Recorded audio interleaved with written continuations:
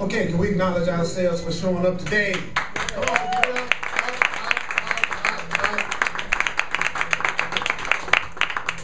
One surefire way of making sure that you're always acknowledged is to acknowledge yourself. That's the easy way.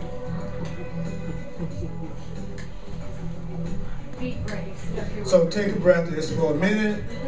I'm going to share some of the Course in Miracles workbook lessons to kind of get us centered in. And for those of you who are here for the first time, welcome. I'm Earl Purdy, and the only instructions or guidelines, if you will, for my class is very difficult. You need not believe it. You need not accept it. You don't have to welcome it. Some of it is going to be hard to believe. Some of it may startle you. Everybody got that? This is not another class where somebody's saying you got to believe me. It's my way or no way. This is the only way. It's not like that. You need not believe it. You don't have to accept it. You don't have to welcome it. Some of it's going to be hard to believe. I hope some of it's hard to believe. Because if it is, that means you're actually really hearing something different from what you normally hear and what you normally think. It's amazing how many people say that they want to hear something new.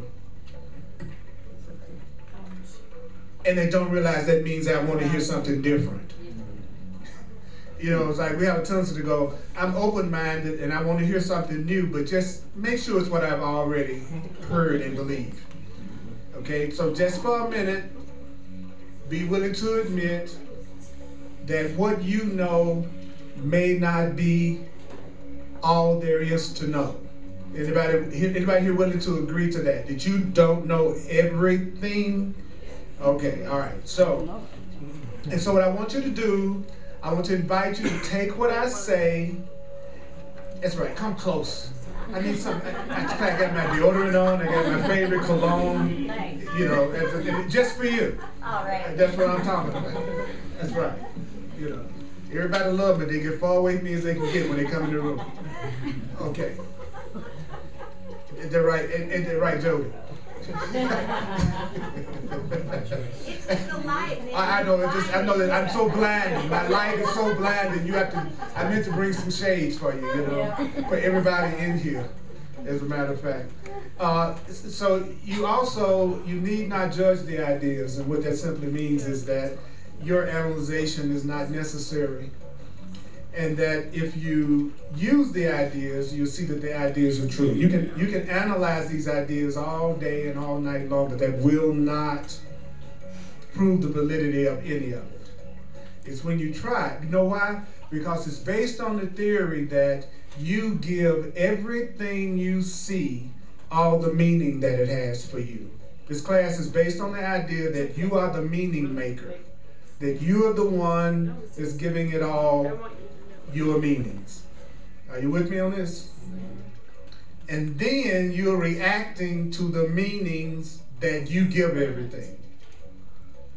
You are reacting to the meanings that you are giving to everything.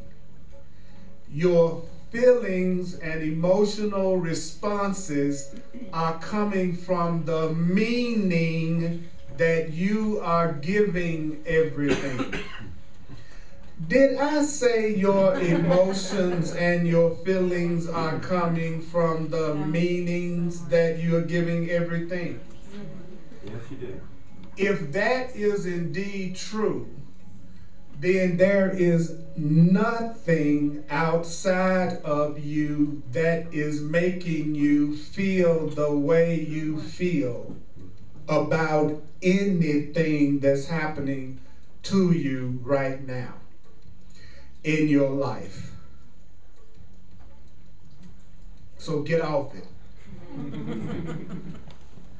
Get off it.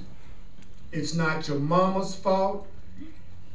That's right, Mama's in there too. Yeah. She's a big fan now, so she likes me now. It's like, that's right, your mama's too cute, it's not her fault. Whatever is going on, is all it is. Her cuteness alone excuses her. Your mama is excused. All right.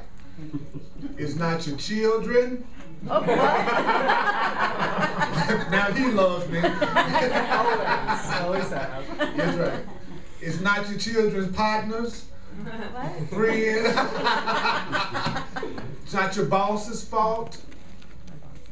It's not your co-worker's fault. It's not the government's fault. It's not Obama's fault. It's not the Republicans' fault. It's not the Democrats' fault. There is not one single thing that's happening to us outside ourselves that's causing the way we're feeling today. The feeling you're having of happiness or sadness is coming from the meanings that you're giving to what's happening. Everything in the world is neutral. Everything in the world is neutral. Everything that you experience or see in the world is neutral. It is not good, it is not bad, until you decide it is. You know, if people in the other countries, they say it's a war going on, and the people on the other side, when people on this side are destroyed, they see it as a good thing. On this side, when the insurgents, we have to give human beings other names other than human beings. We have to dehumanize them to kill them. So they don't become human beings that just got shot. They become insurgents. They become ISIS. They become, because unless we dehumanize them, it won't be okay to take them out. So to us, when we take out people on the other side, then we are seen as heroes, and we go, that was a good thing, but we think it's horrible if they do that. Isn't that interesting? If they do it, they're they're terrorists. But if we do it, we are righteous. It's the same thing. It's the exact same thing. So what's determining it? The meaning that they're giving it. The meaning that we're giving it. All of the turmoil, chaos, pain that we see in the world is coming from meaning making. So if you have a miserable morning, a miserable afternoon, a miserable evening, and a miserable night, all it means is that was the interpretations that you were giving to all the events of your day. Now the challenge is we look for someone or something many times to rescue us. In other words, I'm unhappy. I'm going to meet someone who makes me happy. So you got a bunch of sad people sitting around waiting for the person to make them happy to show up. They're willing to be happy. I'm miserable, but I'm really willing to be happy. But I need somebody to make me feel that way. So I'm just waiting. You know, I know I look sad, but if the right person in the right situation can I feel better. And you'll see a real happy me sitting in front of you, Raj. I promise you will. Just as soon as that person, place, thing, or circumstance show up, I'll be the happiest joker you ever seen in my life. You know, if Oprah walked in here and said, and you got a car, and you got a car, and you have a car, everybody goes, you know, because something outside of myself made me happy. But it really wouldn't be that she made you happy if she came in here and offered you a car. It would be the meaning you gave to it that would make you happy. Somebody who don't own a car would go, keep it. It's just more stuff for me to pay for it to get fixed. So again, car neutral, how you feel about it. And I know you've heard this many times, but you know how I know we haven't heard it enough? Because we're not happy enough.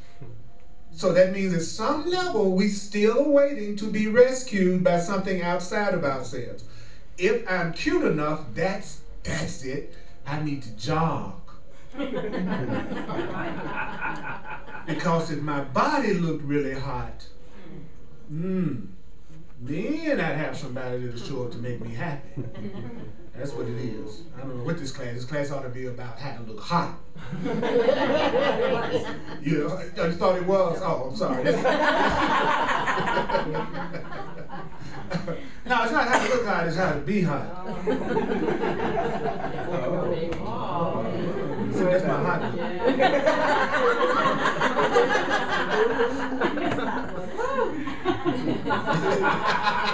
See, it worked. Some people felt immediately happy. It was amazing to watch that happen.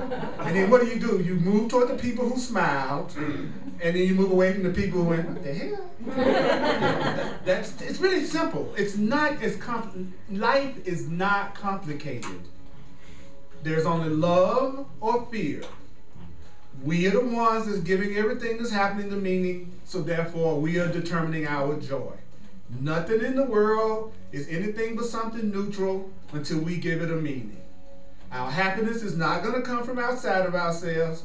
It will never come through the job, never come through the money, never come through anything outside. But does that mean we cannot enjoy the world and what's in the world? Obviously, that's not true. You can, you should. It's your creation. Why not enjoy it? So today I'm going to do a class that's very much around the issue of happiness, which is really cool.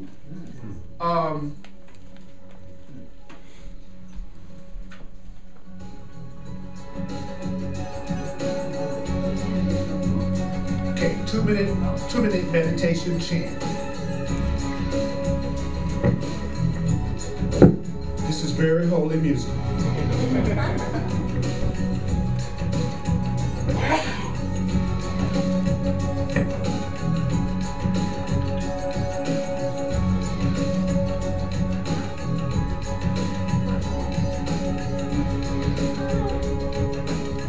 Take a breath.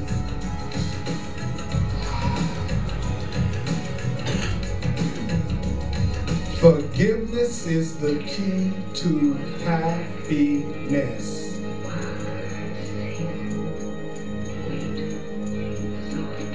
Forgiveness offers everything I want.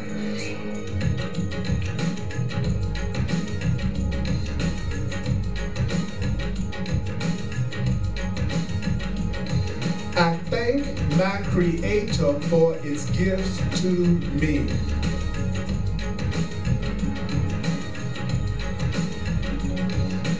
Let me remember I am one with God.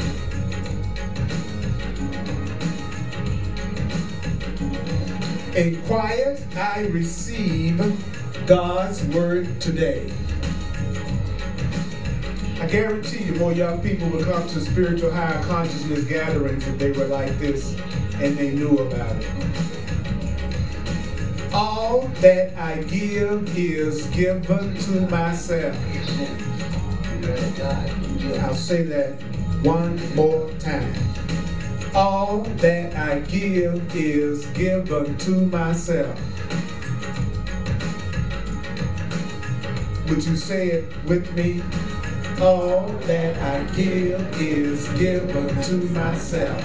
Now suppose you believe that that was true. All that I give is given to myself.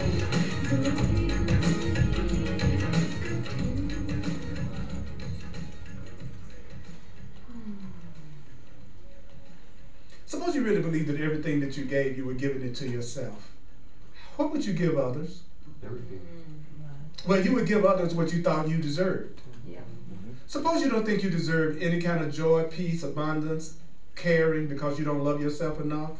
What would you give others? A hard time.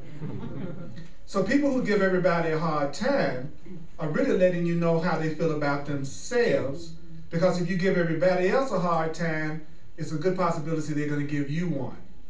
So if I want to punish myself, I'll just make sure I mistreat others, because then I'll draw attack and pain to myself, which would give me what I thought I deserved. So if anyone in your life is serving that purpose, Don't see yourself as a victim of them. Ask yourself, why am I in a relationship with someone who seems to be attacking me and judging me all the time, and I stay in it? Well, I tell you why I stay in it. I stay in it because I'm receiving what I think I deserve. Now, suppose I think I deserve love. Suppose I think I deserve peace. Suppose I deserve happiness. Well, someone mistreating me would not be tolerated at all because I don't deserve it. So I wouldn't put up with it. Why can't I get away from the person who seems like they make me miserable? It's because they're giving me what I subconsciously want. Why is it that I get away from the people who treat me kindly? Because I subconsciously don't believe I deserve to be treated kindly. Why don't I come to a class regularly that tells me I'm beautiful and powerful and holy and innocent? I don't believe it.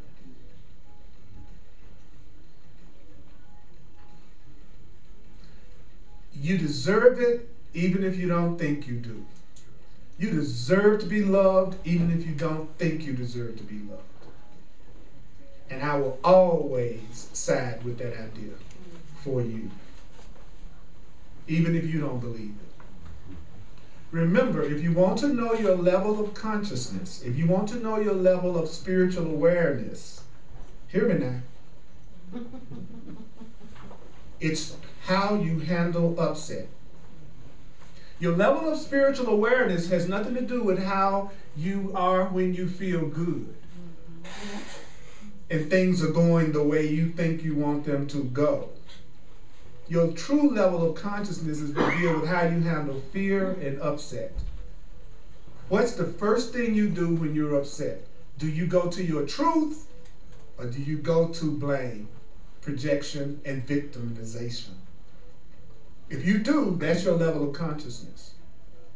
Who do you get turned on by? You see them, you go, that's your level of consciousness. Don't get depressed. It's going to get better. I promise you, just sometimes people get so depressed when I say that because they know they're attracted to crazy people. Just as crazy as they can be, and you just can't get enough of them. There's something about them just attracts a part of you sometimes, don't it? It's just crazy as hell, but you be like, I can't wait to get to you. All right. A person's consciousness is not their butt. Remember that. Just keep that in mind, all right? Why do you want to be with me? I love your eyes. You got the prettiest eyes. When I was in high school, I would get that a lot. I just love your eyes. I just walk around high school going,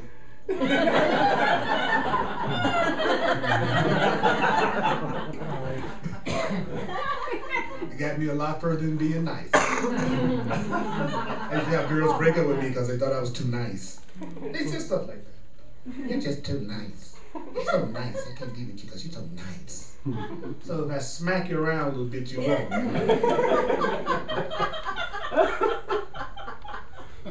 Straight to the friend zone. Then they talked to me about the guys they did have in high school, and I was supposed to enjoy that. And who, by the way, was usually mistreating them almost every time. So what am I saying? I'm saying you are not the victim of the world you see. That is your thoughts determining your relationships. And until we at least kind of begin to accept that, no change can occur. I promise you. So I'm talking today, and I'm going to jump around a little bit because there are some things that I want you to hear. In this lesson 100 in the Course in Miracles workbook, I'm going to share a little bit from that first. And it's called, My Part is Essential to God's Plan for My Salvation. what does salvation mean? That's one of those woo words. Salvation means forgiveness. It means right-mindedness. It means healing. It means peace. These are all Course. I never use definitions or substitutions other than the ones that the Course in Miracles itself gives. That's how I keep in integrity with the material. I don't make up. And another thing is like the Course itself says it's okay to change the form of it, just don't change the meaning of it. So so a lot of times, people who haven't really studied the Course, some of them will contact me and say, "Well, you changing the Course." Then that means you haven't read it. You just revealed your ignorance of the material. Because any wise teacher knows you don't use the same approach to every student. You never use the same approach to everybody. So anybody that's rigid about the approach, they're not guilty, not bad, they are unconscious. That's the difference. Being unaware doesn't mean guilty, sinful, and bad. Ignorance doesn't mean you're bad. Being ignorant just means I'm unaware. No one likes to be called ignorant. And the Course will say stuff like, that's ignorant. And I know exactly why it does it. Because we've already been programmed not to want to be ignorant. So as soon as you hear that, there's a part of you that wants to correct the situation. You're ignorant. So I'm going to show you how beautiful this is.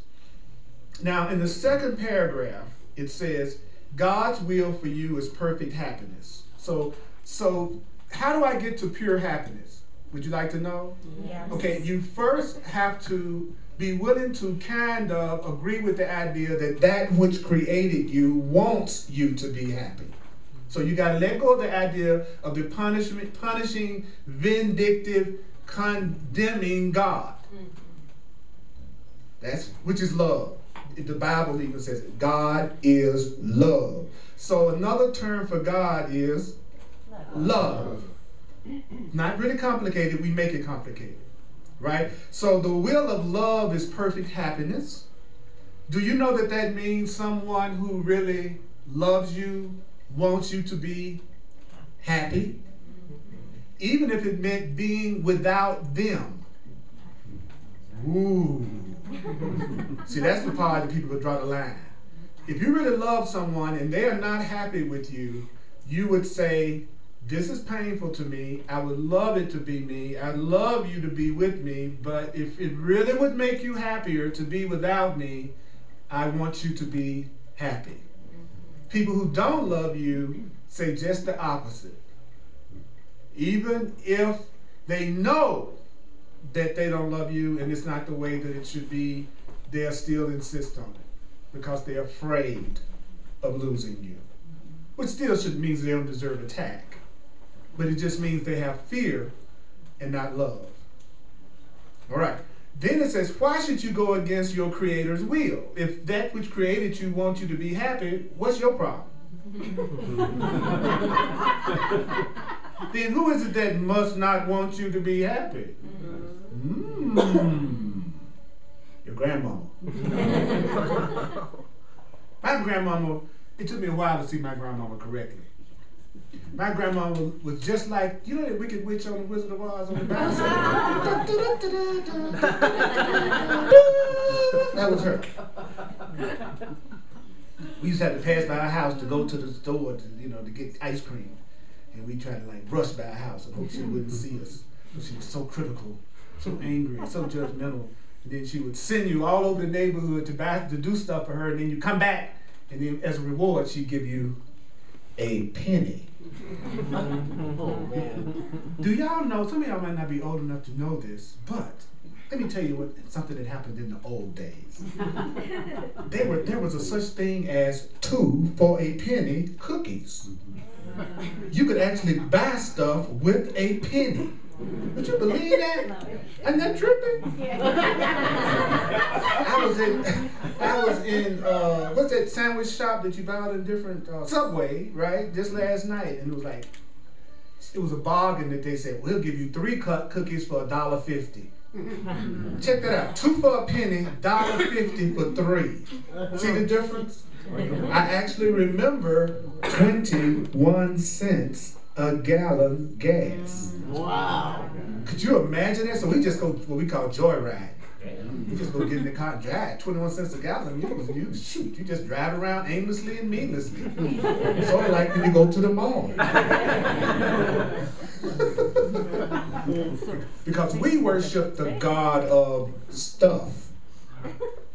The God of stuff. We love stuff. Don't we love stuff? No. We love stuff. Right? So rule number 2 is you need to stop going against the will of the universe. The universe wants you to be happy.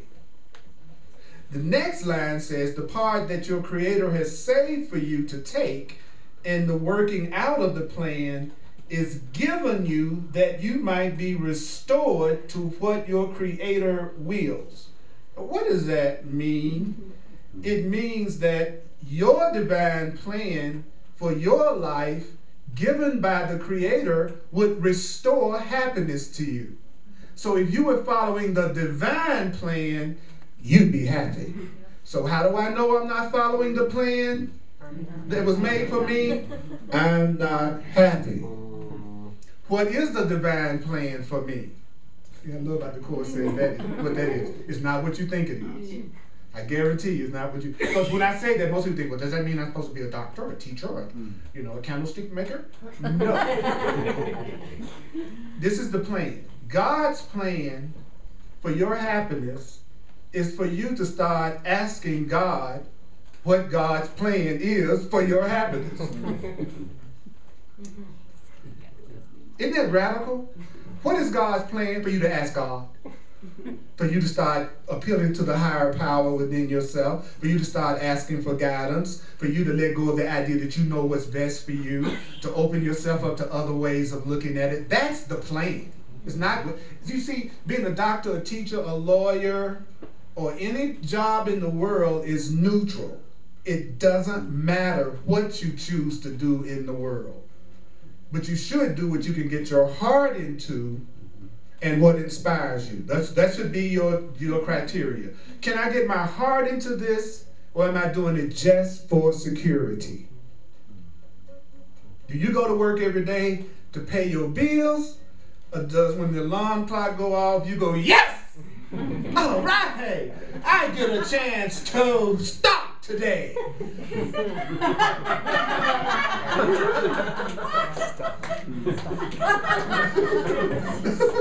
I get a chance. I'm the best. That's what this S stands for. Stop, boy. And I can't wait to stop. Or do you get up? Oh my God! I-25.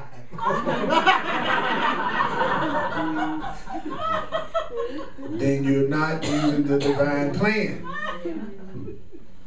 So in order to get to happiness, in order to get to what's right, in order to get to what works for you, you have to know what doesn't.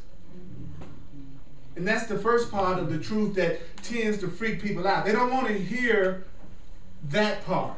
What am I doing that's making me miserable? What is it that I'm doing that I need to do differently? What is it that I'm feeling about myself that's not do? We don't want to hear that, because positive thinkers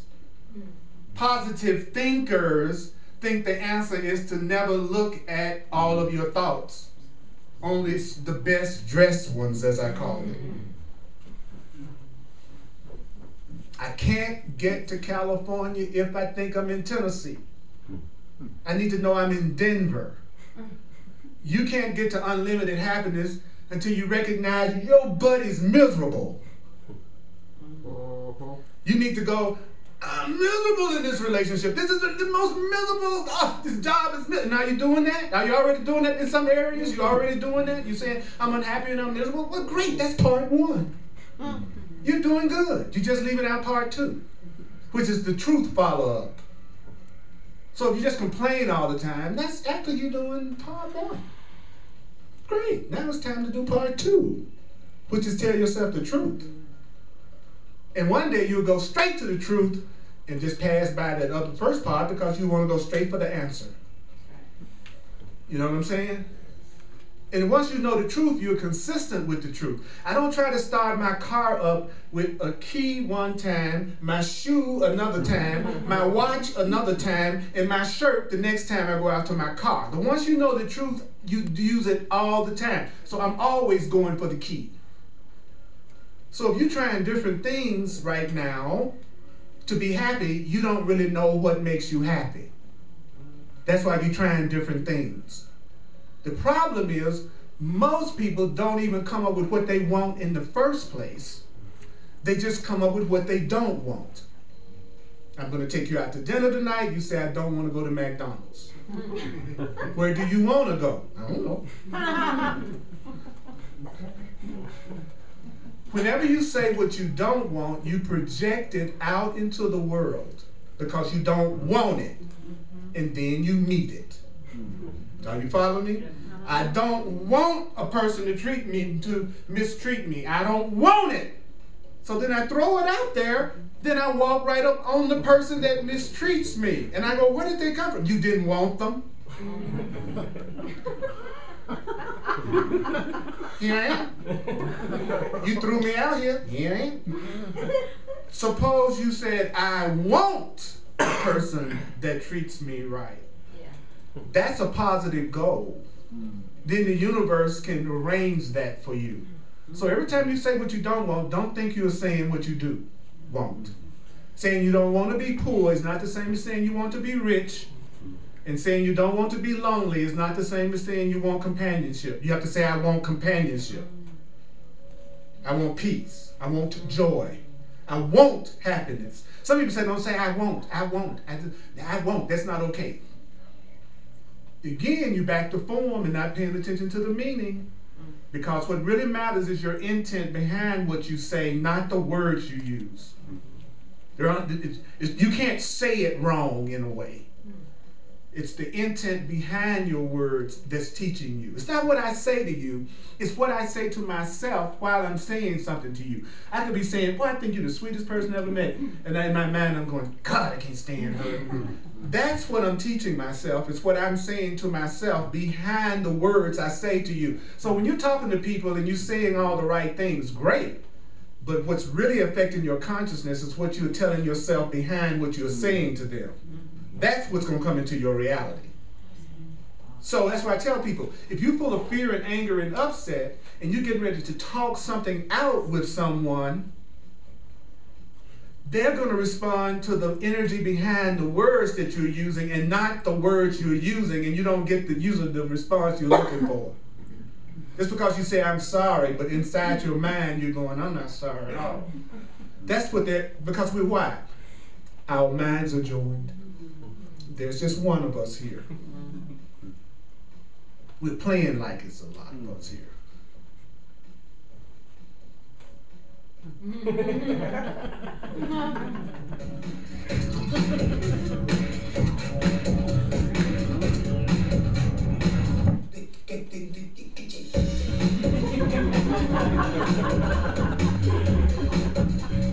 What is this lesson?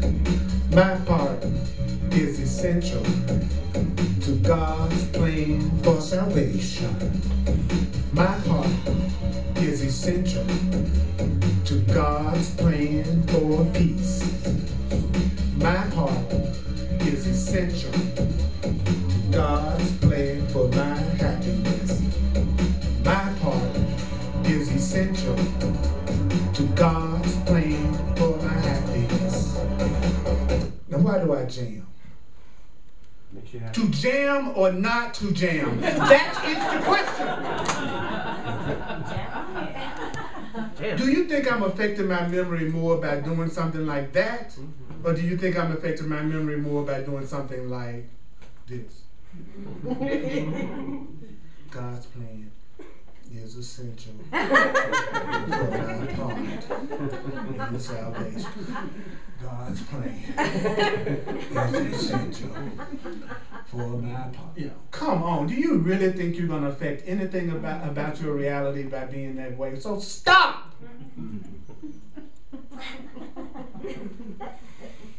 Stop being dead energy. to those who this applies to, and you know who you are because you're dead. But you're innocent and you're sweet, but you're not doing anything that affects your consciousness and therefore affects your physical reality. And then you complain about why isn't it different? You aren't different. If your life isn't working, you need to do the opposite of all your instincts. The person you're attracted to, you need to go the other way. I'm attracted to you, I'm not going to talk to you. Why? Because I know my track record. I know my track record. I know that I usually am attracted to the person who doesn't want me or give me a hard time and doesn't please me. So why should I trust my attractions unless I change my mind? How do I know if I've really changed my mind enough to have a new attraction? Good question. You want to know? You're perfectly okay if you don't have them. You're perfectly okay if you don't have them. If you're not, you haven't changed your mind. You're still a victim. The person you truly love will be someone that you would love and you would feel good about yourself whether you had them or not. Because your love is coming from within. You're your own water fountain. You quench your own thirst from the God within you. Then you share water from your fountain. Okay, so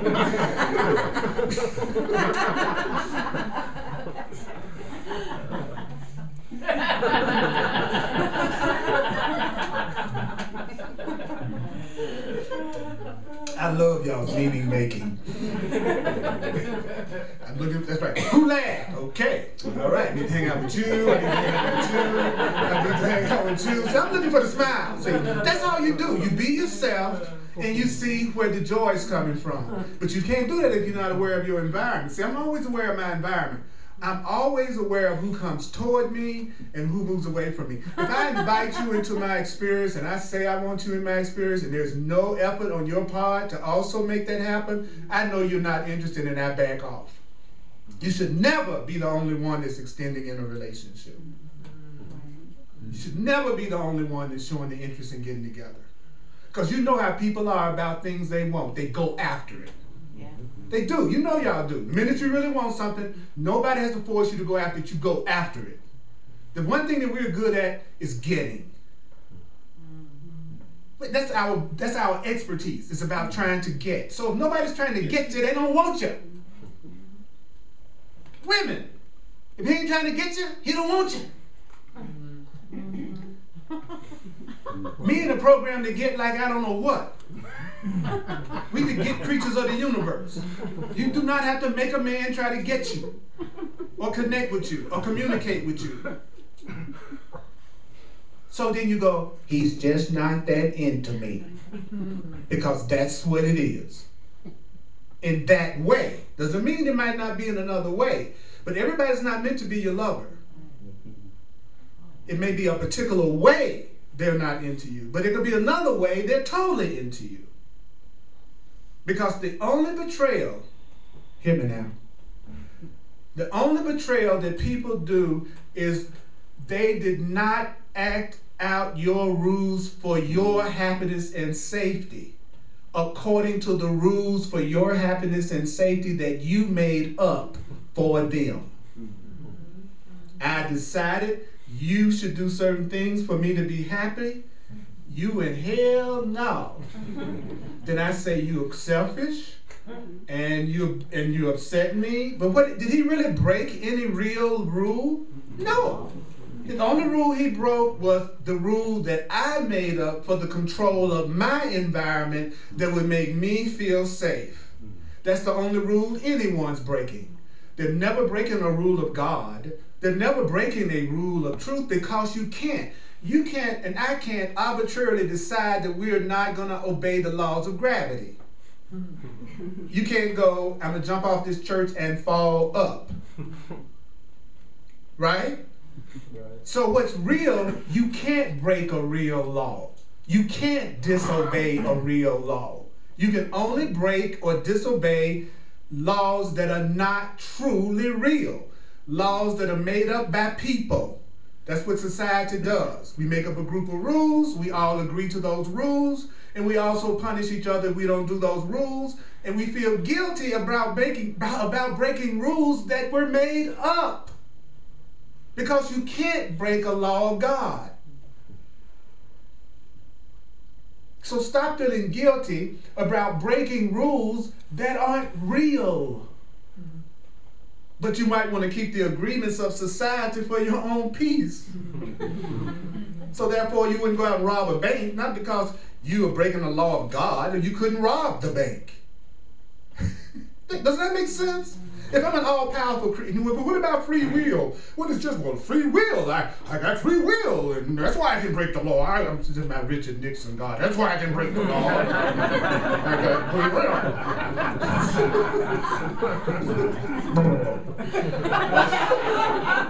Some of you are not old enough. Richard Nixon was the president of the United States. You know, you can break the rules of Chris Brown. Y'all recognize that, right? Okay. So stop feeling guilty about stuff you shouldn't feel guilty about, but that doesn't mean that you don't keep the agreements that you make with people. But I'm not committing a sin because I don't act the way you want me to act. I'm not selfish because I don't do what you want me to do. That's a con. Because you're selfish if you're insisting that I do. Check that out. If you're insisting that I do something that doesn't give me joy and peace just because it gives you joy and peace, you're the selfish one. So you're not going to pull that trick on me like, oh, you're not loving Earl. Why? Because you won't do what I want you to do, how I want you to do it, when I want you to do it, the way I want you to do it. And in return, I'll give you the best dysfunctional love that's ever been experienced.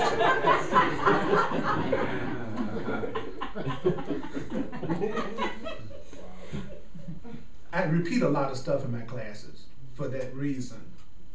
You never hammer in a nail with one blow. So I do it over and over. So one day you're going to go, oh, I get it. I heard what Earl said. Wow. And so this is saying to us that you doing your part is as essential to God's plan as to your happiness. Your joy must be complete to let your Creator's plan be understood by those to whom your Creator sends to you. So you must be happy, so that those who are sent to you can understand that God's plan is happiness.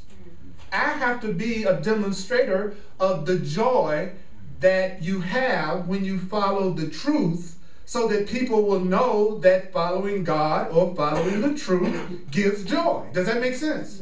So you've got to be a demonstrator of joy. You got to be a demonstrator that shows, like, why do you want your friends and relatives to follow the path that you're on when you're not demonstrating anything that shows the benefit of being on your path? Like, people get upset, well, I want my brothers and my sisters and my cousins and my friends, and I want them to study this stuff. Are you a good demonstrator? Because I tell you, if you're a good demonstrator, they'll walk up to you and say, I noticed there's something about you that's very different. What is it that you're doing? I might want to check that out. But if you're as miserable and sad and complaining and blaming as anybody else does, but you say, come to the course class, they go, what the hell?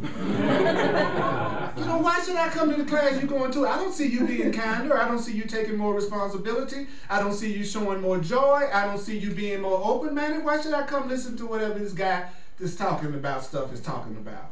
We have to be the demonstration of what now?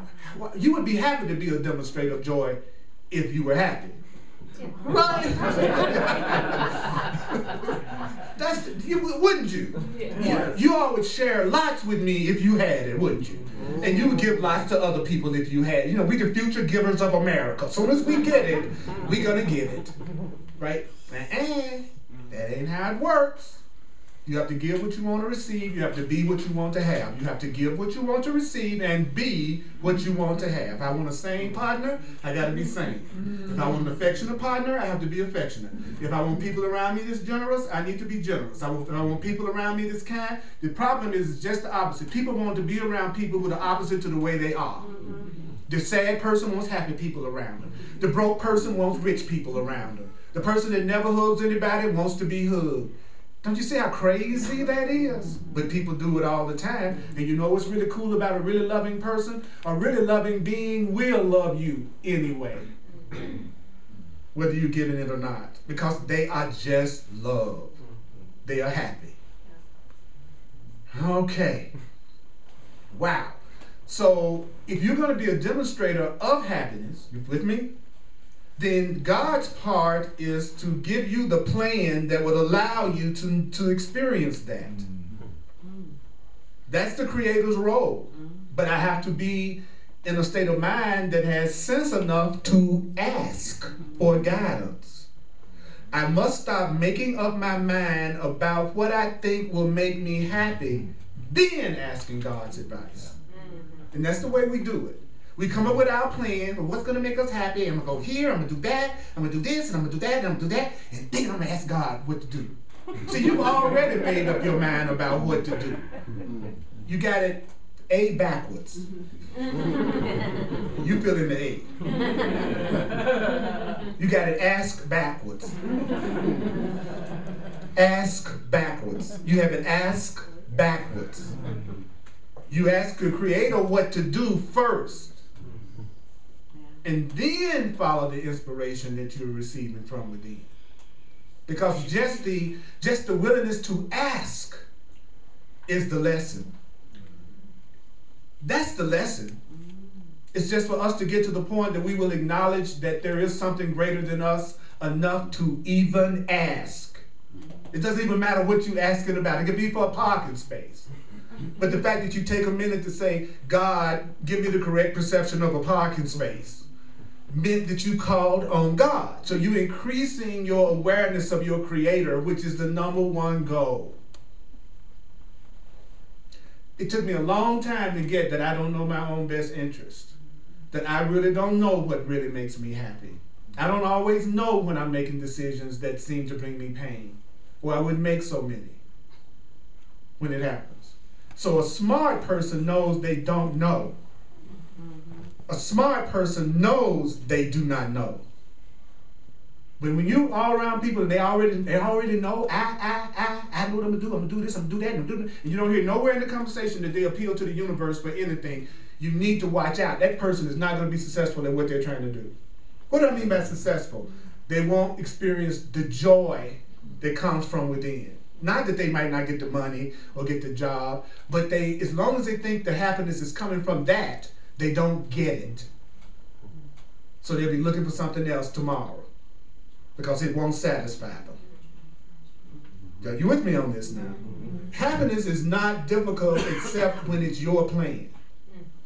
And I'll tell you in one sentence what our plan is.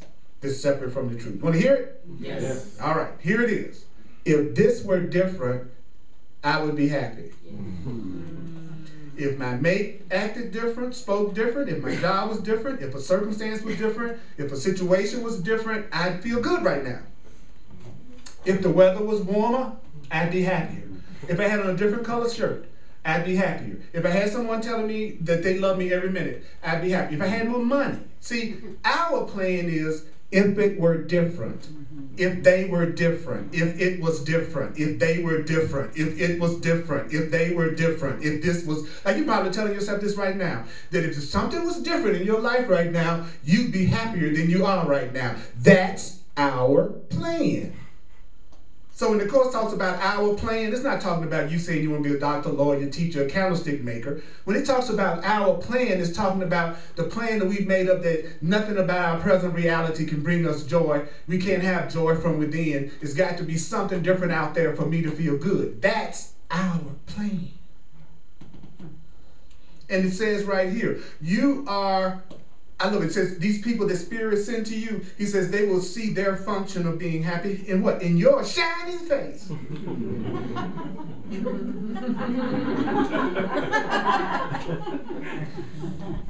Right? And they'll hear God calling to them to in your happy land.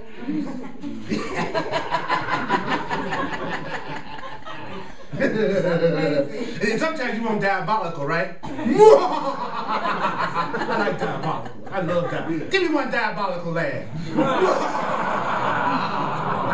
We can do it, can't we? Yeah. See, I'm diabolical. I tell everybody I know I'm diabolical. I got a diabolical plan with everybody I know. What is that? To be a constant witness to your innocence and to your beauty and to how valuable you are and important you are. Yay. And that the devil is you know, the devil would be, it would have to be the devil that tell you deserve to be happy. Think about that. There are people who will mistrust me because they come into this room and I say you deserve to be happy. It must be a trick. Don't believe him. This is a cult. Why? He said I deserve love. It's gotta be a cult. He said you deserve love and you think he's a cult master? Yes. You didn't tell me I was sinful, guilty, and going to hell, and worthless, and valueless. The scourge of the earth. He didn't tell me that, so he's the devil. Okay, let me get this straight. Earl, who says you deserve happiness and love, and you should learn how to listen to your own guidance and get your own relationship to God, he's the deceiver. And then the person you go to that says you're worthless, you're not valuable, you're going to hell, and everything you do is wrong, and you're pitiful, that's the voice of God. Now, how does that sound to you all? And there are some people, including me, when you're a child, you just don't buy it. And I would venture to say many people who are attracted to New Thought are those people. They didn't buy it, that God was not love. But here's the mistake that many of them make, and maybe you are too. Hear me now. You threw the baby out with the bath water. You threw away the whole idea of God, the Father, Mother, Creator, Source. Because you heard a version that you didn't agree with, you threw the whole thing away. And you have so much resistance to it that you don't even like me using the word. So you substitute other words, which lets you know you haven't let go of your old programming yet. You have work to do on your perception of your Creator. Nobody on a higher level of consciousness allows any word to make them cringe. So you're not as awake as you think you are if you can't hear the word God. You can't hear the word Christ. You can't hear the word Jesus. But you can hear the word Buddha and Krishna and Howard Stern.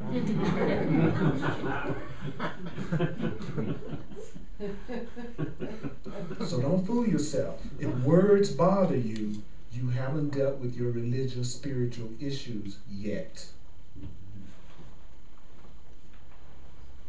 And you're cutting yourself off from a tremendous source of support. Tremendous source of support. Let's take the word God.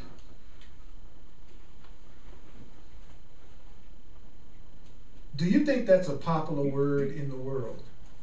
Do you think there are millions, and I say billions, maybe over a billion people who use that word? And that word to them represents a higher power, a greater source, an infinite being? Do you think that can do anything? Well, don't you see how you would be tapping into that consciousness if you use that word? I'm just giving you food for thought. Why don't you add power to your words? But you would just give it another perception. So it wouldn't be limiting you. No matter what their perception was, we could all agree on people who use that word are usually talking about an infinite power that's greater than themselves, that provides, creates them. So yeah, you can make up your own little personal words. Great. Nobody's saying you shouldn't or couldn't. But why not work with the way things are instead of always being the person that's trying to fight against the current. Yes. So what if it's the opposite, where I'm okay with the word God and Christ, but like Krishna, when you just said Krishna, I kind of like... Then you have a misperception of Krishna. Then you need to change your perception of what Krishna means, because it's the same thing. Love, higher power. Once you get to the point on the spiritual path that every time you feel any kind of lack of peace, any kind, you go, oh, I must be seeing something about this incorrectly. Why? Because I don't like the way I feel. That's all you have to do. How do I know I'm not seeing this correctly? And I used the example last week of even death. If death makes you feel bad, you don't have the correct perception of what death is. People who die suddenly, I read, they go straight from this reality, worried about their bills, to in bliss consciousness. And then to us, it looked like they died in a plane crash, they died in an accident, somebody murdered them, somebody shot them, they dropped their body instantly and went into another state of consciousness. So to them, it was like, I was worried, poof, I'm free. It's us on the other side that's tripping. Not the people who make the transition, is what I've learned. Think about that. Think about that for a minute. We are the ones that are being mourned. Because you're the one still trying to play that damn MasterCard. So let's acknowledge ourselves for hearing this much together. Incredible, powerful, all right, so let's do the financial expression of appreciation. I'm a full-time facilitator of this stuff, and I love to do it. And thank you for sharing with me. I appreciate it so much.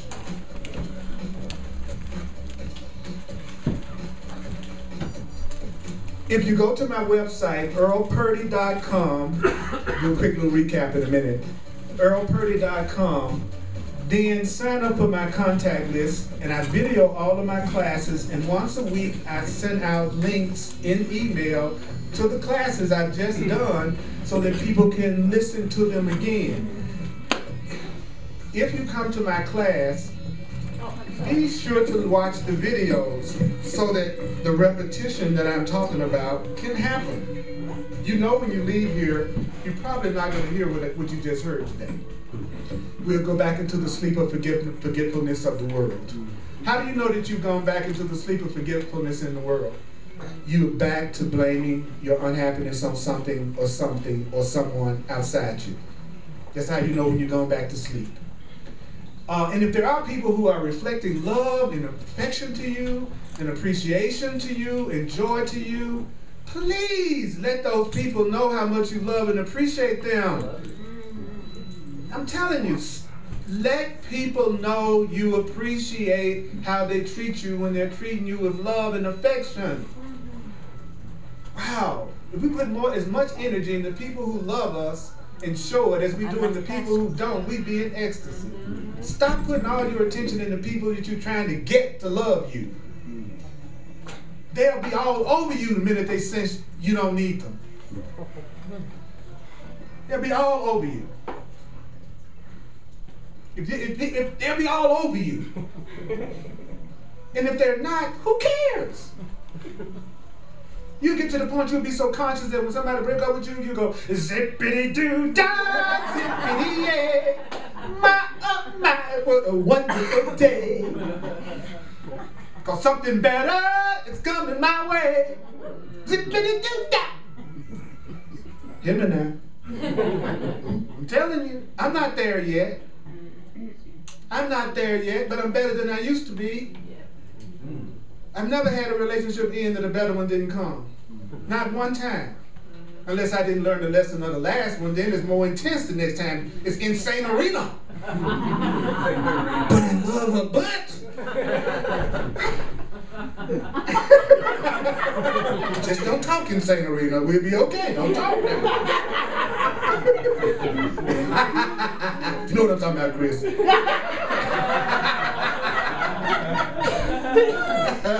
I know spiritual people don't use the word but I just did. I got a pretty nice one myself. So if all else fails, see,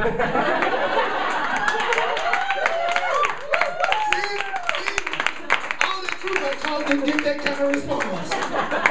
None of the truth I told got that. My butt, look at that. Look at these enthusiasm. So I know next class I'll just come in and I'm gonna do this.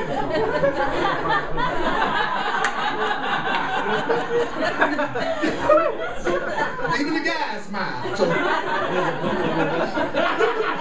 I've been working too hard. Much too hard. On my fly, just my butt. That's all I'm gonna do. Come to my workshop. You call it a butt shop. See, joy, right? Joy. I'm fulfilling my function. Why? Because I'm having a good time with y'all. That's why I know this is what I'm supposed to be doing. I never do it and don't enjoy it. I can be sick as a dog from misperceiving myself and walk in this door and start teaching this class and feel fine for an hour.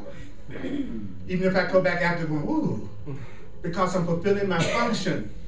And you have a function. And you'll know it's your true function because your happiness and your function will be the same thing.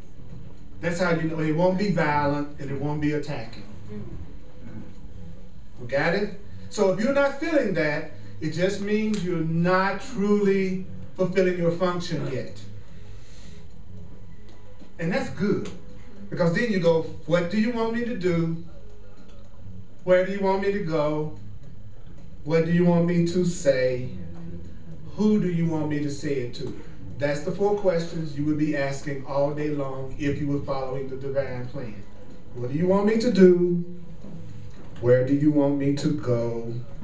What do you, God, want me to say? Who do you want me to say it to? That's what a conscious being. They constantly ask for guidance. Asleep people never do. They always come up with what they think is going to make them happy. An asleep person then assigns roles to everyone they know in terms of what they're supposed to do to make them happy, and then have grievances against them if they don't do it. Anybody familiar with that? Mm-hmm. Got quiet in here, didn't it? Mm-hmm. So who is it that you need to forgive, which means release from your scripts? That's what forgive means. I'm going to release you from my scripts.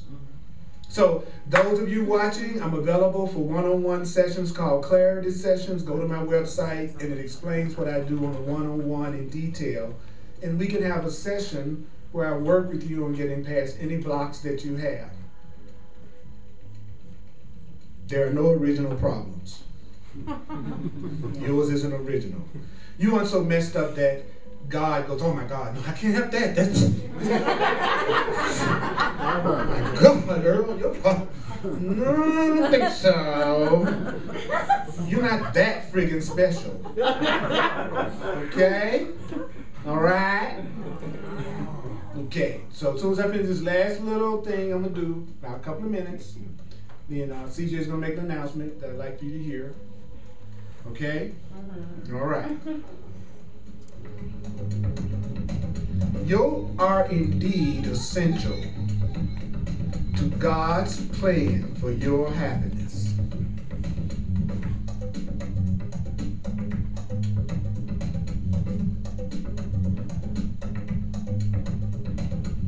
Joy is your function, but it's God's job, quote unquote, to restore to you your function.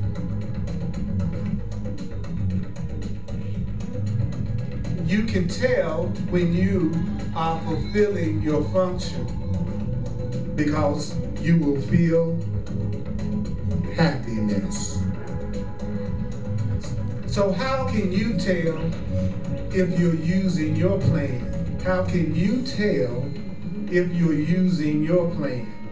You will be saying this to yourself. If this were different, I would be happy. If that were different. Now, does that mean you just stay in a situation that you don't feel joy in?